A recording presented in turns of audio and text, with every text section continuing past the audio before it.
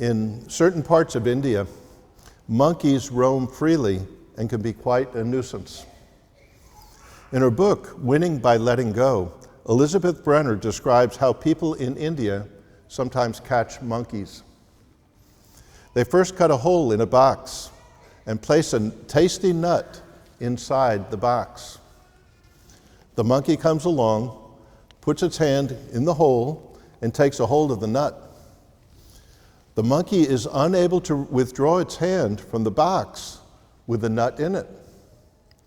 It seems crazy, but the monkey is caught because it just won't let go of the nut. To be free and not be caught, all it needed to do was to let go. Perhaps in some ways, we are like the monkey and the rich man in today's gospel. Perhaps we too are so intent on not letting go of our possessions that we lose our freedom in the process. By putting so much emphasis on the things of this world, we fail to receive the gifts and joy that God has in store for us. When we become so attached to the things of this world that all we think about is accumulating more, we leave no room for God to act in our lives. How many shoes or dresses or shirts and pants do we have in our closets that we haven't worn in the past 6 months? In the past year? That we haven't worn at all? How much time have we spent in front of the TV or in front of the computer or smartphone when we could have been helping others or just spending time with others? How much time do we spend worrying about our new car or new truck when we could be visiting a relative or playing with our children? Christ calls us to attach ourselves to the things of God and not to the things of the world. Christ teaches us to set our minds on love, forgiveness, compassion, gratitude, and generosity. And when we attach ourselves to the things of God, we become liberated. We become free. We become free to allow God to transform us ever more fully into His image and likeness.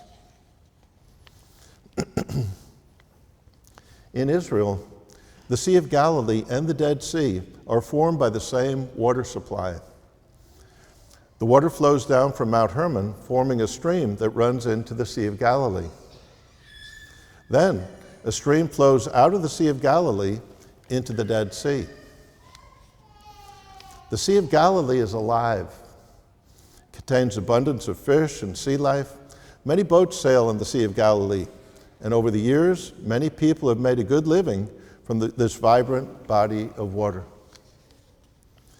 The Dead Sea, on the other hand, is dead. The Dead Sea has the highest mineral content of any body of water on the face of the earth. Much, much greater than the Great Salt Lake in Utah.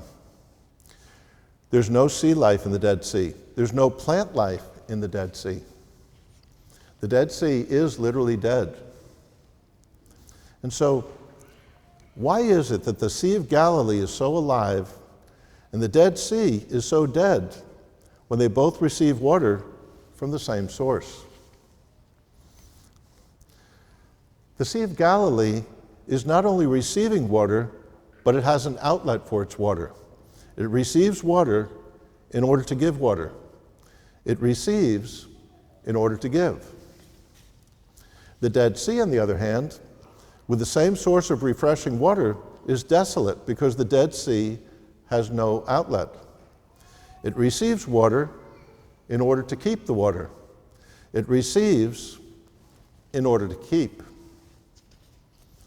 In this way, the Sea of Galilee represents unselfish people, vibrant, generous, and alive. Whereas the Dead Sea represents selfish people, stagnant, self-centered, and dead.